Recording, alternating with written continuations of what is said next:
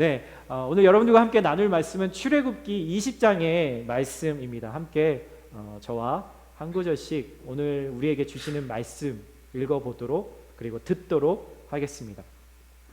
제가 먼저 1절 말씀 같이 읽도록 하죠. 그리고 하나님께서 이 모든 말씀을 하셨습니다.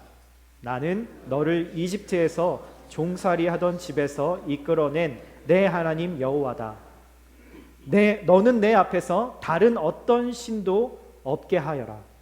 너는 너 자신을 위해 하늘에 있는 것이나 땅에 있는 것이나 물속에 있는 것이나 무슨 형태로든 우상을 만들지 말라. 너는 그것들에게 절하거나 예배하지 마라. 내 하나님 나 여호와는 질투하는 하나님이니 나를 미워하는 자들에 대해서는 아버지의 죄를 그 자식에 갚되 3세 4대까지 갚고 나를 사랑하고 내 계명을 지키는 자들에게는 1000대까지 사랑을 베푼다. 너는 내 하나님 여호와의 이름을 함부로 들먹이지 마라. 여호와는 그 이름을 헛되게 받고 함부로 들먹이는 자들을 죄 없다 하지 않으실 것이다. 안식일을 기억하여 거룩하게 지켜라. 6일 동안은 내가 수고하여 내 일을 할 것이요 7째 날은 내 하나님 여호와의 안식일이니 너나 내 아들 딸이나 내 남녀 종들이나 내 가축들이나 내 문 안에 있는 나그네나 할 것 없이 아무 일도 하지 마라. 우리 함께 읽을까요? 여호와가 6일 동안 하늘과 땅과 바다와 그 안에 있는 모든 것을 만들고 7째 날에는 쉬었기 때문이다. 그러므로 여호와가 안식일에 복을 주고 거룩하게 했다. 아멘. 우리 잠깐 이 말씀 시간을 위해서 잠깐 기도하고 말씀 나누도록 하겠습니다. 하나님 아버지, 이 시간 주님의 살아있는 말씀, 우리의 생명이 되는 말씀, 하나님 그것이 진짜 내 삶에서 생명이 되고 양식이 되는 것을 이 시간 경험하게 하여 주시옵소서. 하나님 그것을 위해서 내 안에 계신 성령께서 깨닫게 하시고 또 기억나게 하시고 이해되게 하시고 적용되게 하게 해주실 줄을 믿습니다. 하나님 오늘도 주님 앞에 예배함으로 나아갈 때 귀한 것을 하나님께서 주신 그 귀한 것들의 일부를 주님 앞에 드리는 아버지 형제 자매들의 손길들을 축복하여 주십시오. 하나님 서로 사랑하는 것이 나에게 주신 귀한 것들을 나누는 것이 하나님이 교회를 이끄시는 방법이고 또 교회가 교회되게 하시는 방법인 것을 믿습니다. 하나님 아버지 이 손길들에 사용하여 주셔서 주님의 교회가 주님 많은 영혼들에게 연약한 영혼들에게 은혜를 끼치는 그런 모습으로 나아갈 수 있도록 주님께서 인도하여 주시옵소서. 감사드립니다. 예수님의 이름으로 기도드립니다. 아멘. 오늘은 여러분들께 하나님의 사랑의 기술이라는 제목으로 이번 주 그리고 다음 주까지 2번에 걸쳐서 함께 말씀을 나누려고 합니다. 오늘 읽었던 말씀은 어디서 많이 들어본 말씀이셨을 거예요. 성경책 맨 앞이나 맨 뒤에 아주 두꺼운 종이로 써 있는 사도신경과 함께 같이 써 있는 십계명이라고 하는 말씀이죠. 여러분 요즘 시대를 살아가면서 여러분들 그런 생각 하신 적 있죠? 요즘 애들은 왜 이런지 모르겠어. 그거는 연세가 많으신 분들뿐만이 아니라 저희 아이들도 그런 얘기를 하더라고요. 저희 아이들보다 더 어린 애들한테 애들 보면서 요즘 애들은 왜 그런지 모르겠어 아빠 이런 얘기를 하는 걸 들으면서 저도 참 이거는 모든 세대가 하는 말이구나. 몇 천 년 전에도 아마 그런 이야기들을 모든 세대가 하지 않았을까. 그래서 우리가 살고 있는 이 시대의 가장 큰 특징 중에 하나가 탈권위의 시대, 그러니까 권위가 없는 시대라고 이야기를 많이 합니다. 누군가의 권위도 인정하지 않고 자신도 다른 사람에게 권위를 내세우려고 하지 않는 시대라는 말인 거죠. 이 말, 권위라고 하는 말은 이제는 되게 인기 없는 말, 거부감을 주는 단어가 되었습니다. 왜 그럴까요, 여러분? 여러분 원래 권위라는 말은 되게 좋은 말이고요. 너무너무 귀한 말입니다. 다른 사람에게 정말 사랑의 마음을 가지고 그 그 사람을 권면하고 옳은 길로 갈 수 있도록 권면하고, 또 슬퍼하는 자들에게 위로를 전하는 것. 그래서 권면하고 위로한다고 해서 권위라고 하는 말을 쓰는 거죠. 여러분, 이게 얼마나 중요해요. 방향을 정하고 또 위로하면서 연약한 자들과 함께 그 길을 가는 것이 바로 권위가 하는 역할인데, 가장 중요한 게 사랑으로 이 일들을 해야 되는데, 요즘은 그 사랑이라는 것이 빠져버리다 보니까 권위라는 단어가 권력이라는 단어로 바뀌어 버렸다라는 거예요. 그래서 요즘은요, 남의 간섭받고 싶어 하지 않고 남 눈치 안 보고 내 마음대로 살기 위해서 나를 보호하기 위한 권력을 만들려고 합니다. 그것이 필요하니까요. 그런데 저와 여러분 같이 평범한 사람들은 혼자서 이 무지무지한 권력을 갖기가 어렵잖아요. 그래서 우리는 온라인과 많은 디지털들을 동원해서 나와 같은 사람들, 같은 생각을 가지고 있는 사람들의 그룹을 만들기 시작하죠. 여러분, 이것의 가장 쉬운 예가 요즘 유튜브를 틀기만 하면 나오는 광고, 거의 10이면 9의 광고가 바로 정치 광고 아닙니까? 이제 곧 한 달여 남은 이제 미국에서는 대통령 선거 때문에 아주 분주하죠. 제가 안 목사가 보통 강단에서 정치 얘기 안 하죠. 여러분 긴장하지 마시고요. 성경의 이야기를 오늘 또 이야기를 같이 나누면서 하려고 하는데요. 요즘 너무 많이 나오니까 지겨울 정도로 너무 많이 나오더라고요. 이런 광고들은 반드시 그 광고를 보는 사람들에게 둘 중에 하나를 선택하라고 강요하죠. 보수냐, 진보냐, 빨강색이냐, 파랑색이냐, 노인이냐, 젊은 사람이냐, 기독교인이냐, 비기독교인이냐, 뭐 이런 식의 나와 상대방을 두 그룹으로 나누어서 그 그룹이 가지고 있는 그 권력들을 소망하고 있는 거죠. 여러분, 재미있는 사실이 하나 있어요. 제가 지난주에 어떤 분에게도 잠깐 운전하면서 말씀을 드린 적이 있었는데, 예수님이 사역하시던 그 시대에도 여러분 좌파와 우파가 있었다는 거 아세요?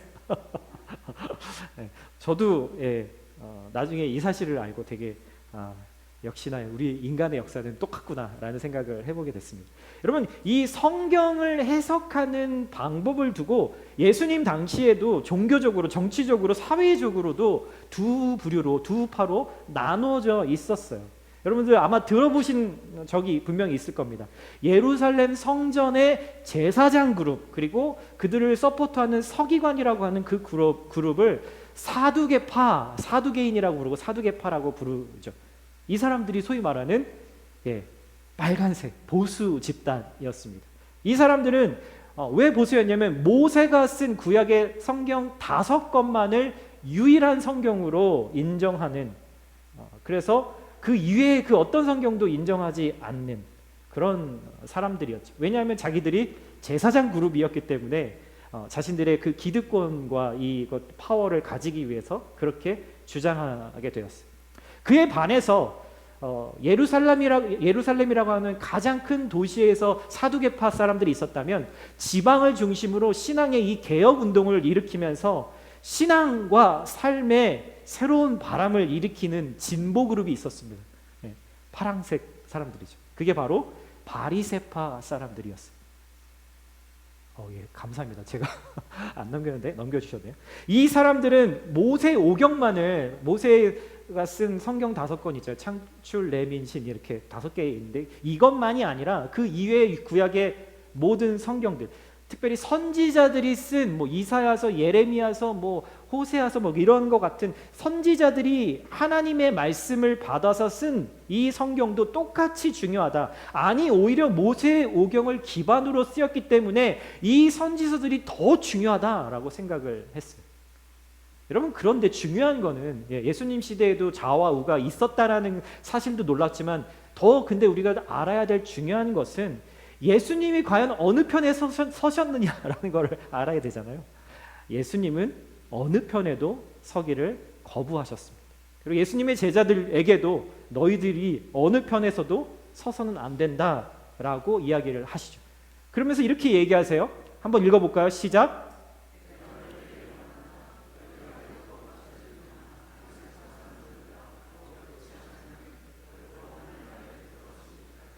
네, 여기서 율법학자 바리새파 사람들이라는 거는 좌와 우를 그들이 주장하고 있는 그거를 얘기하는 거죠. 근데 이 사람들보다 더 의롭지 않으면 결코 하나님의 나라에 너희가 들어갈 수가 없을 것이다 라고 예수님이 선언하십니다.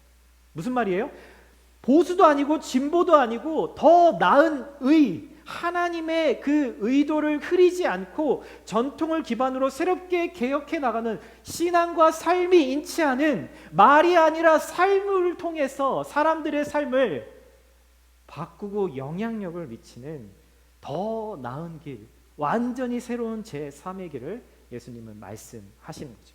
적절히 중간에 있어라, 적절히 조화를 이루라, 그렇게 말씀하시는 게 아니라 분명히 더 나은 길에 대해서 우리가 그 길에 서야 한다라고 주님은 말씀하시는 거예요. 안 목사가 이래저래 비켜가네, 뭐 이렇게 생각을 하실지 모르겠지만 저는 성경의 이야기를 하고 있는 거죠.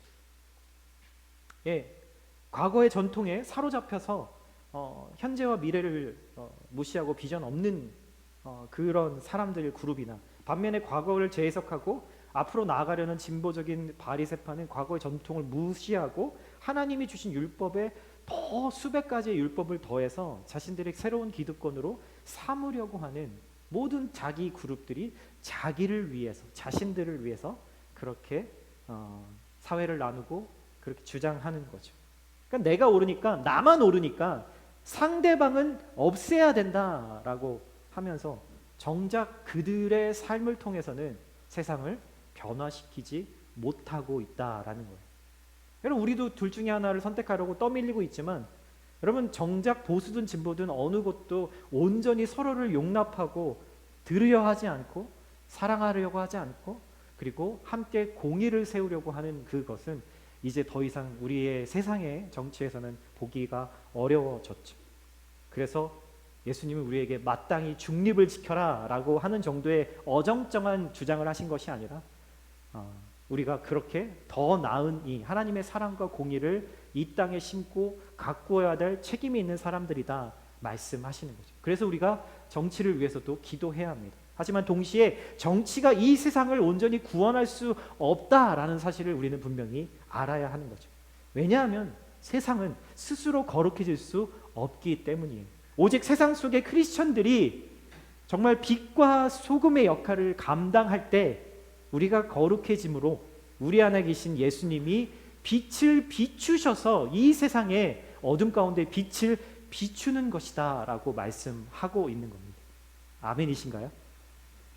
네, 오늘 하나님은 이집트에서 탈출한 이스라엘 백성들에게 예수님이 말씀하신 바로 더 나은 길, 새로운 길, 곧 사랑의 길이 무엇인지를 이 십계명이라는 것을 통해서 우리에게 제안하십니다. 지금 이제 출애굽, 이제 이집트에서 노예 생활을 하다가 탈출을 해서 이제 광야에 와 있습니다. 3개월이 지난 시점에 시내산이라고 하는 곳에 와 있는 거죠. 이곳은 모세가 하나님을 처음 만났던 곳, 호렙산이라고도 부르는 비슷한 지역이라고 이야기를 하죠. 처음으로 하나님이 모세를 만나주신 그곳에서 하나님은 하나님의 백성들에게 왜 이들을 여기까지 인도해 주셨는지, 그리고 어떻게 하나님을 알아가야 할지에 대해서 오늘 그 이야기를 해주고 계시고 있는 거죠. 그런데 하나님이 모세에게 먼저 이런 이야기를 하십니다. 내가 너희를 이집트에서 이렇게 인도한 것이 바로 이런 마음으로 너희들을 인도한 거야 라고 이야기를 해요. 한번 읽어볼까요? 시작. 너는 야곱의 집에게 말하고 이스라엘 자손에게 말하여라. 내가 이집트 사람에게 행한 일을 너희가 직접 보았고 독수리 날개에 얹어 나르듯 내가 너희를 내게로 데려온 것을 보았다. 지금 하나님이 하나님의 백성들을 어떻게 인도하셨는지를 이야기를 합니다. 마치 하나님이 독수리가 되셔서 날 수 없는 이 새끼들을 날개 위에 얹어서 하늘을 날라서 이곳까지, 안전한 곳까지 하나님의 다스림이 있고 사랑이 있는 그곳으로 우리를 인도하셨다라고 하나님 스스로가 그렇게 이야기를 하고 계신 거예요. 여러분 이집트에서 나온 시간부터 지금 시내산에 오기까지 만약 마치 하나님과 이스라엘 사람들의 관계는 서로 사귀는 시간, 연인이 서로를 알아가고 더 사랑이 깊어지는 그 사귐의 시간을 가졌다면 이제 이곳에서 하나님은 오피셜리 공식적으로 이 이스라엘 백성들과 마치 결혼을 위해서 프로포즈를 하려고 지금 이 시내산에 와 계신다라는 거죠. 네, 여기서 이 중에서 결혼식을 해보신 분이 있으시잖아요, 그렇죠? 네, 우리 청년들은 아직 경험이 없겠지만 결혼식에 가면은 여러분 가장 중요한 내용상 가장 중요한 게 뭐죠? 네, 결혼식에 가장 중요한 건 축가인가요? 아니면 결혼식에서 가장 중요한 거는 오늘 메뉴가 뭔가인가요? 아니죠. 예, 결혼 서약이잖아요. 예. 청중들을 위해서 결혼식이 있는 게 아니라 결혼하는 그 두 사람 당사자 부부를 위해서 우리가 이렇게 같이 있는 거죠. 결혼 서약. 부부가 서로를 향해서 어떻게 사랑하겠다. 이 사람만을 내가 평생도록 이 사람만을 사랑하겠다라고 하는 그런 서약을 하는 것처럼 하나님은 지금 이 시내산에서 하나님의 자녀들과 약속을 언약을 서로 하자라고 말씀을 하시는 거예요. 여러분 이 언약이 바로 우리가 한 번쯤은 아니면 귀에 못이 박히도록 들었을 만한 십계명이라고 부르는 것입니다. 여러분 많은 분들에게 그런 마음이 들 거예요. 십계명 하면 무슨 생각이 드세요, 여러분? 세상 사람들에게 기독교 하면 떠오르는 몇 가지 단어 중에 하나. 내가 지켜야 할 것. 그런데 잘 못 지키는 것. 신이 인간에게 준 대표적인 법. 그래서 신에 대한 위압감, 부담감이 느껴지는 것. 그래서 거부감이 들기도 하고 안 하고 싶고 때로는 무시하고 싶은 그런 마음. 여러분 그런 마음 안 드세요? 저는 이 십계명을 제대로 알기 전까지는 저도 이런 마음이 있었던 것 같아요. 항상 늘 중요한 건 알겠지만 부담스러운. 그런데 하나님의 사랑을 제가 알아가고 경험하면서 이 성경책 맨 앞에 또다시 두꺼운 종이로 쓰여져 있는 이 컬러풀하게 쓰여져 있는 이 십계명의 말씀이 나를 올가매는 사슬이 아니라 권위주의적인, 권위와 권위주의는 다르죠. 권위주의적인 그런 나를 올가매는 사슬이 아니라 나를 향한 하나님의 사랑이 절절히 녹아있는 사랑 고백이라는 것을 나중에 깨닫게 되었어요. 여러분 십계명이라는 말이 원래 이렇게 언어를 해석하면 그런 이 말이 조금 한자로 이렇게 되어서 좀 아쉽기는 합니다만 원래 의미는 하나님이 하신 10가지 말씀이란 뜻이에요. 그냥 하나님이 하신 10개의 말씀. 좀 다르지 않아요? 이런 제목이었으면 좀 우리가 거부감이 좀 덜 들었을 텐데 번역이 좀 아쉽긴 해요. 어찌됐든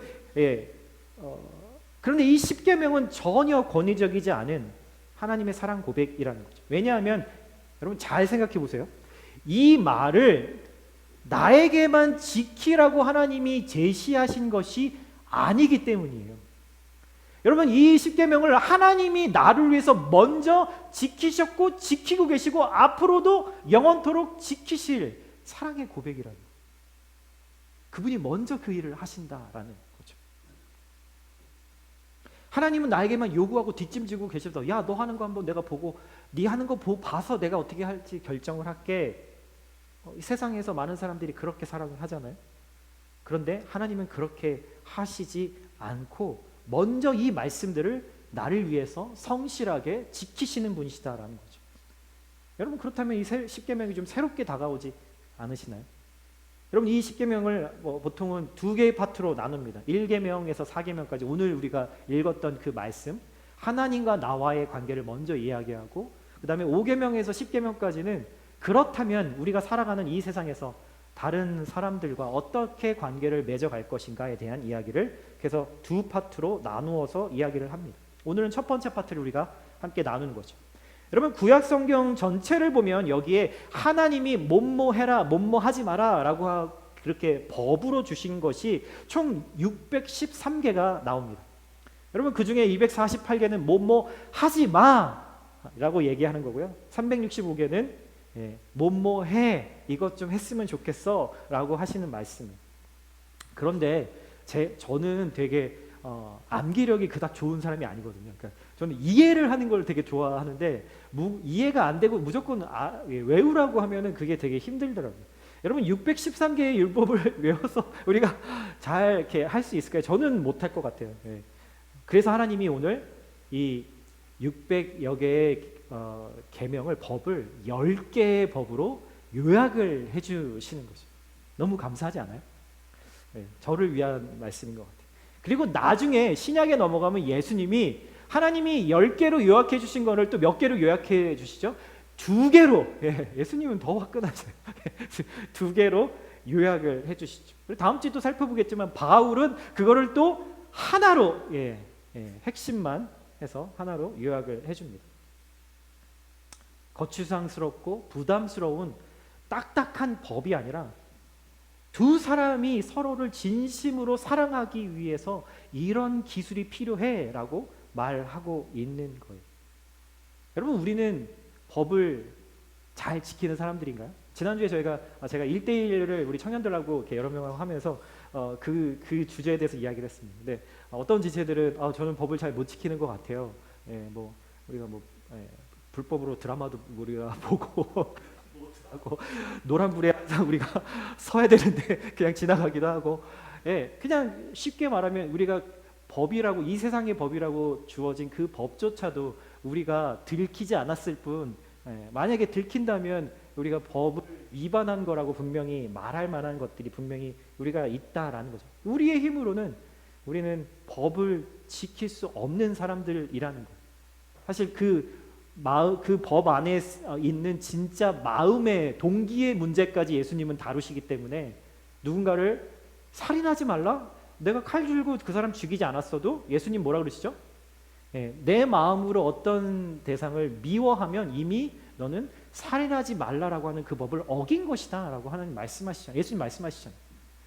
우리는 절대로 이 10가지의 계명조차도 하나님 앞에 우리가 살아가면서 절대로 지키지 못하는 사람들이라는 것을 신앙생활을 하다 보면 분명하게 깨닫게 됩니다. 법을 지킬 수 없는 사람들이기 때문에 그 법의 판단을 받고 심판을 받아야 되기 때문에 그러면 우리는 어떡하지? 라는 질문이 우리에게 나타나게 되는 거죠. 그래서 우리에게 예수님이 필요한 겁니다. 내 스스로는 하나님의 법을 지킬 수 없기 때문에. 그래서 여러분 율법은 하나님이 우리에게 주시고 지키지 못할 걸 뻔히 알면서 하나님이 왜 우리에게 주셨나요? 그것은 바로 지킬 수 없는 죄인이라는 것을 깨달을 때 그 다음에 우리에게는 은혜가 필요하다는 것을 알게 하시려고 우리에게 율법을 먼저 주셨다. 그래서 예수님은 우리에게 오셔서 이 율법을 완전히 완성하기 위해서 오셨다라고 그렇게 말씀하시는 거죠. 어려우시다면 또 다음 주에도 더 자세하게 설명을 할 예정이니까요. 어찌됐든 여러분 이 10계명은 그래서 구원의 조건은 아닙니다. 이미 구원받은 하나님의 자녀들이 하나님과 어떻게 진실한 사랑을 할 것인가에 대한 이야기예요. 그래서 예수님이 요약을 해주시잖아요. 주 너의 하나님을 마음과 뜻과 목숨과 정성을 다해 사랑하라. 뭐라고요? 마음과 뜻과 목숨과 정성을 다해. 영어 성경을 보면 더 확실합니다. With your whole heart. 모든 마음을 다해서 100%의 마음을 다해서 사랑하라. 여러분 한번 생각해 보시겠어요? 여러분 주변에 가장 사랑하는 사람들이 있을 거예요. 뭐 가족이든 뭐 연인이든 부부든 뭐 그런 분들이겠죠. 정말로 이러한 마음으로 사랑하고 계신 분이 계신가요? 마음을 다하고 뜻을 다하고 목숨을 다하고 정성을 다해. 이런 질문을 보통 부부에게 하면은 대부분 열의 9은 내 남편이요 내 아내요라는 말을 잘 안 하시고 내 자녀요라는 말을 하세요. 그 이유는 제가 굳이 설명하지 않아도 될 것 같아요. 근데 사실 우리의 깊은 곳까지 들춰보면 우리의 자녀를 사랑하는 부모의 마음조차도 사실은 거기에 나를 위한 사랑이 섞여 있다라는 것을 부모라면 시간이 지날수록 그런 것들을 깨닫고 인정할 수밖에 없게 되는 거죠. 여러분 그 사랑 어떻게 할 수 있을까? 계속해서 함께 나눠보도록 하겠습니다. 오늘 첫 번째 10계명의 가장 첫 번째 계명은 바로 이거 것입니다. 한번 읽어볼까요? 시작. 너는 너무나 잘 아는 말씀이죠. 지난주에도 우리가 이 말씀을 같이 나눴어요. 여기에서 강조점, 저는 고리타분하게 하지 않고 오늘 이 몇 가지의 계명들에 대해서 핵심적인 사항만 꼭 아셔야 하는, 꼭 시험에 출제될 만한 내용들만 여러분들에게 말씀드리려고 해요. 이 첫 번째 계명에서 강조점은 뭐냐면 너는 내 앞에서 라는 말이에요. 언어를 지적하면 뭐냐면 너와 내 사이에서 라는 말이에요. 사랑하는 두 사람의 관계에서 다른 어떤 것도 끼어들면 안 된다라는 이야기를 하는 거죠. 제가 좋아하는 드라마 중에 나의 아저씨라는 드라마가 있는데 거기서 어떤 주인공 부부가 서로 이렇게 관계가 안 좋았는데 거기에 대해서 아내가 이야기를 합니다.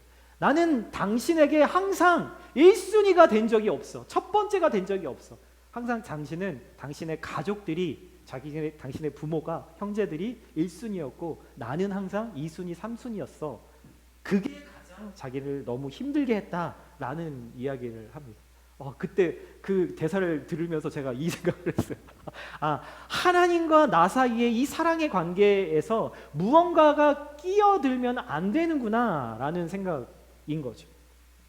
나는 너가 항상 1순위인데 넌 내가 왜 1순위가 아니야? 라는 질문을 하고 있는 거예요.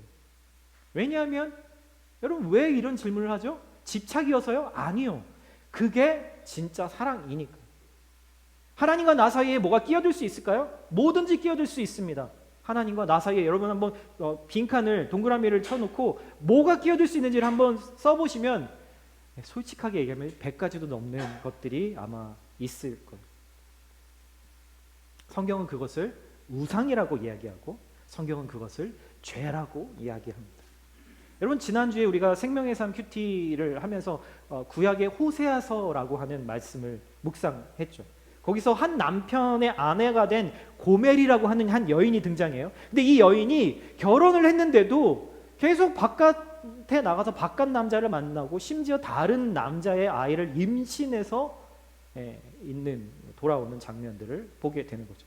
어떻게 성경에서 이런 이야기들을, 막장 이야기를 쓰나? 라고 생각할지 모르겠지만 하나님이 지금 호세아라고 하는 선지자를 통해서 하나님과 이스라엘 백성들의 영적인 관계가 바로 이러한 간음하고 있는 한 사람을 사랑하기로 해놓고 다른 것들이 수만 없이 많은 것들이 끼어들어 있는 그 모습을 보여주기 위해서 그 이야기를 우리가 묵상하는 거죠.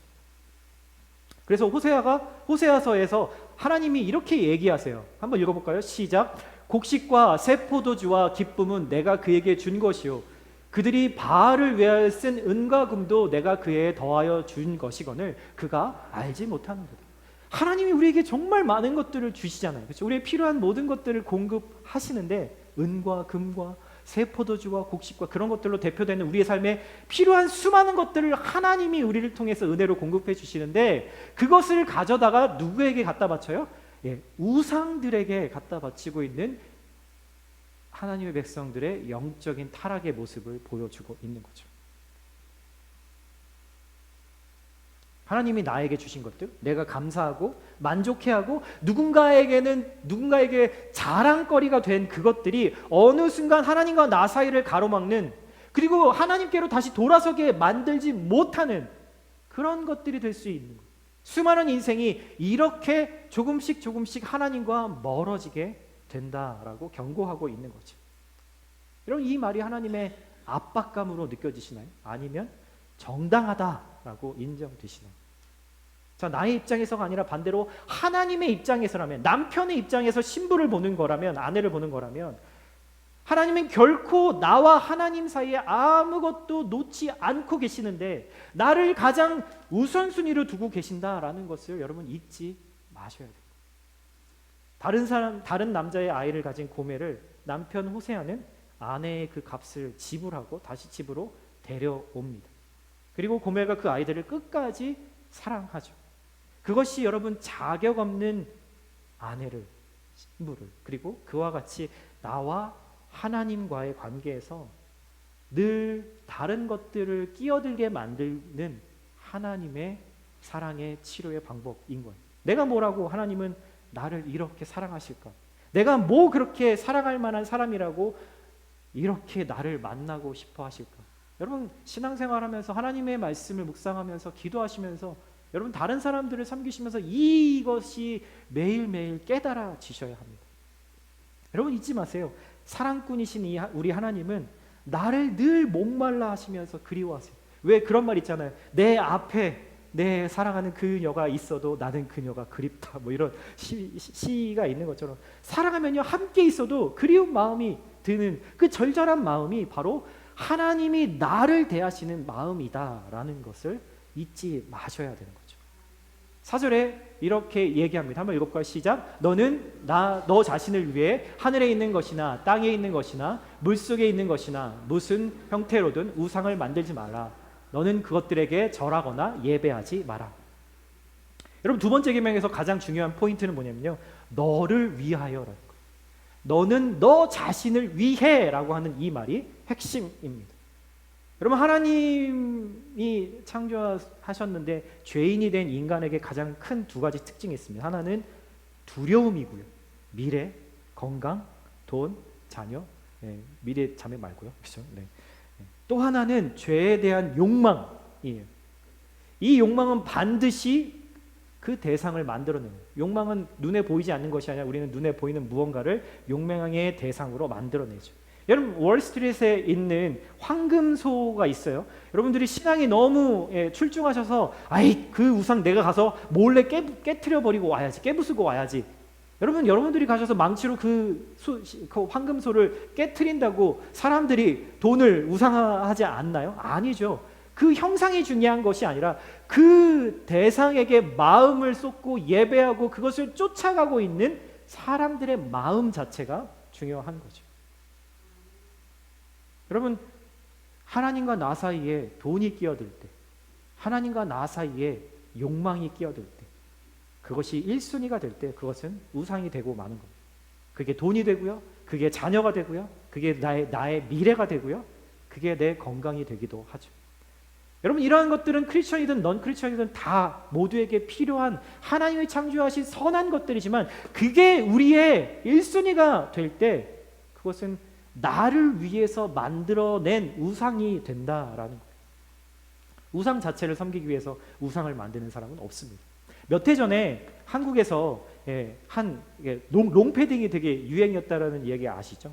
근데 어떤 한 브랜드의 그 패딩을 학생들이 거의 교복이다, 저건 교복 브랜드다라고 말할 만큼 많이 입었다고 해요. 정말 비싼 금액인데 정말 부모님들이 정말 신용카드로 몇 개월 할부로라도 이렇게 사주어야만 애가 학교 가서 기죽지 않고 그런 상황들이었다라고 하더라고요.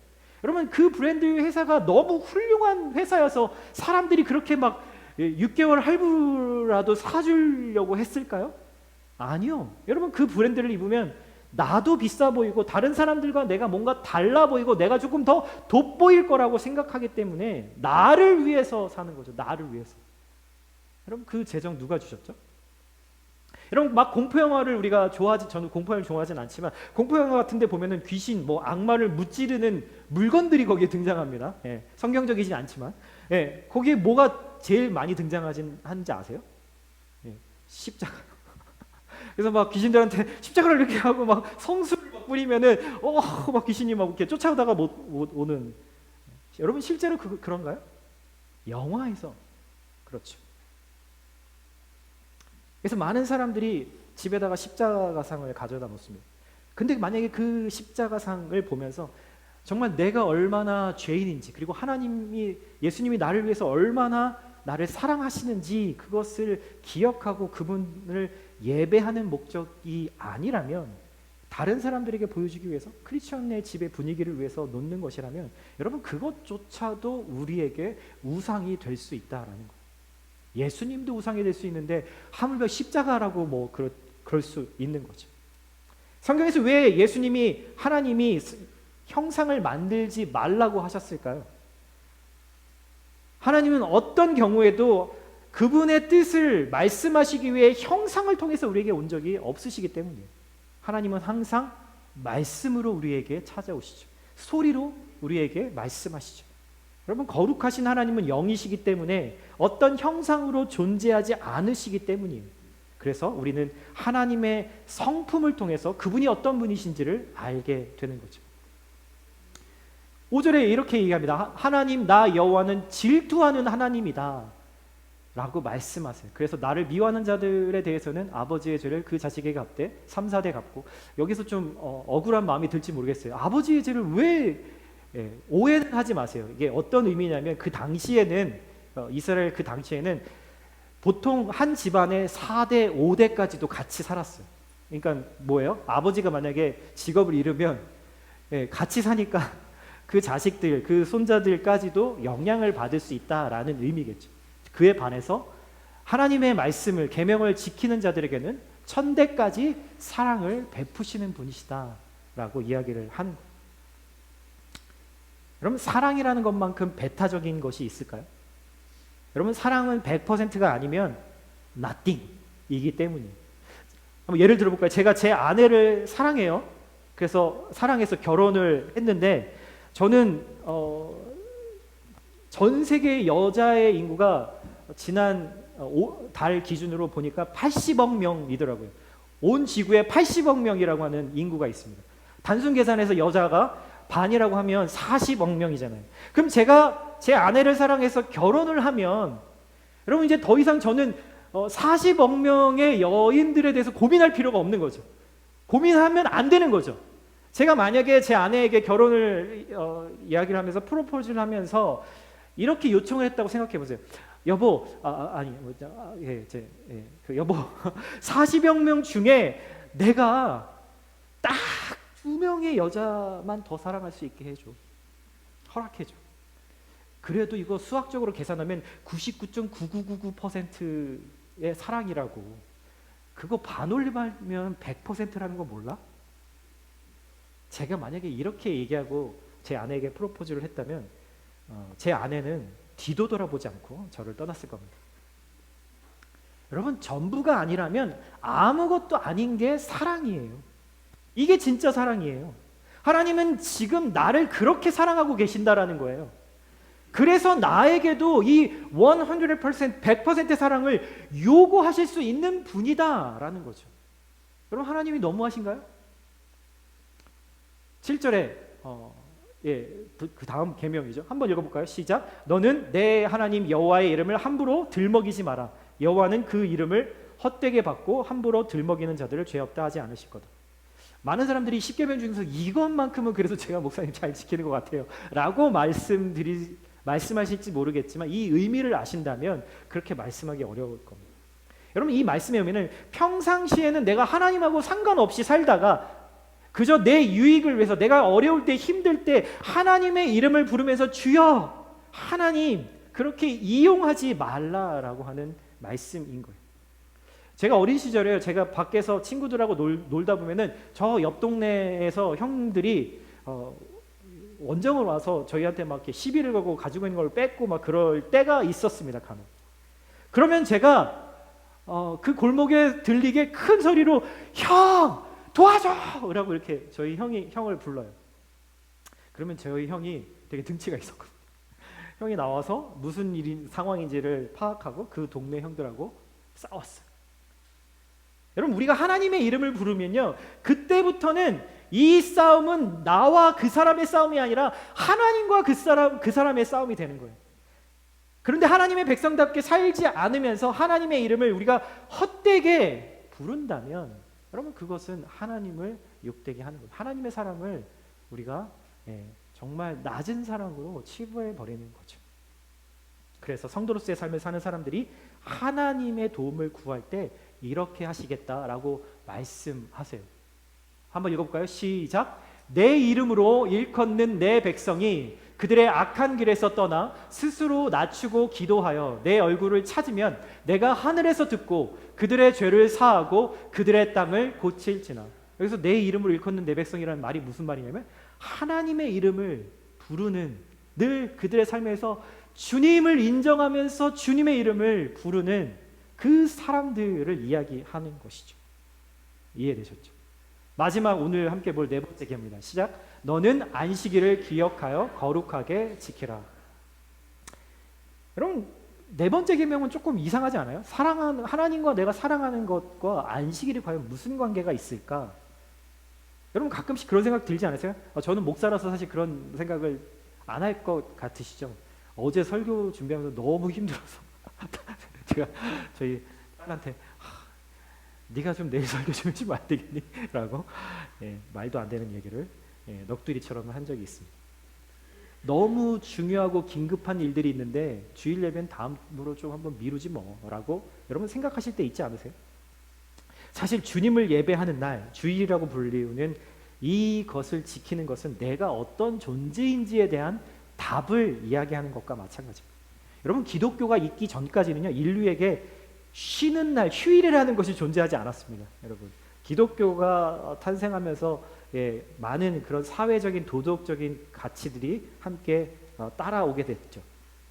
왜냐하면 뭐 제국의 노동자들 그리고 뭐 노예들에게 여러분 농사일을 짓고 가축을 키우는 일에 쉬는 날이 있을 수가 있나요? 없죠. 일을 쉴 수가 없는 거죠. 매일매일 노동을 해야만 하는 거죠. 여러분 그래서 우리에게 익숙하지만 이 주일에 하던 일을 멈춘다는 것은 여러분 그 당시 사람에게도 그렇고 사실 우리에게도 그렇고 믿음이 필요한 일입니다. 그 당시 사람들에게는 더 큰 엄청난 믿음이 필요하겠죠. 일을 멈추지 않고 열심히 해서 내 힘으로 열매를 얼마나 얻을 것인가, 아니면 내 힘의 한계를 인정하고 안식에 대한 하나님의 약속을 믿고 따를 것인가에 대한 질문인 거예요. 하나님의 백성으로 하나님의 말씀을 신뢰하고 그 계명을 지킬 것인가, 하나님이 나를 위해서 그것을 채워주시겠다고 한 그것을 내가 믿고 나아갈 것인가 아닌가의 부분인 거죠.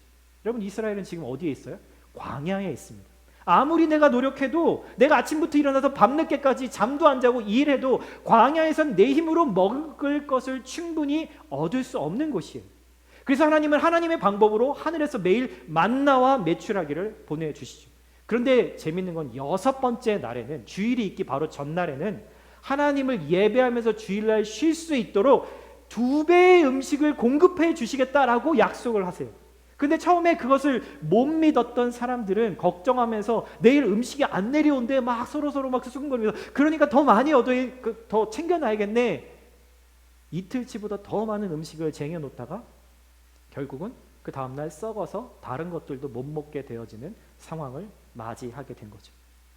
여러분 한 주의 하루를 하나님과 깊이 교제하고 예배하면서 쉼을 갖는 것, 여러분 우리에게 믿음이 있어야 가능한 일입니다. 아무리 급하고 아무리 걱정이 되고 그 마음 가지고 하나님 앞에 나아가는 것이 먼저다라는 그 믿음의 고백 앞에 하나님은 늘 우리에게 채우시는 은혜로 응답하세요.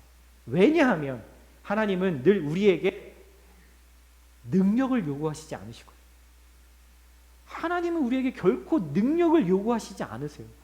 세상은 우리에게 능력을 요구하죠. 능력대로 페이를 주고 능력대로 지위를 주죠. 하지만 하나님은 우리와의 관계에서 결코 능력을 요구하신 적이 없습니다. 지금도요, 앞으로도요. 오직 우리에게 요구하시는 것은 하나님이 그렇게 나를 사랑하실 때 너도 믿음으로 그렇게 사랑의 반응을 보여달라고 하는 것이 유일한 요구세요. 하나님은 내 능력을 의지해서 일하지 않으시기 때문이죠. 여러분 주일을 온전히 하나님께 드리는 것은 우리가 무엇을 믿고 있는지에 대한 반응이고요, 하나님은 그것을 보시고 테스트하십니다.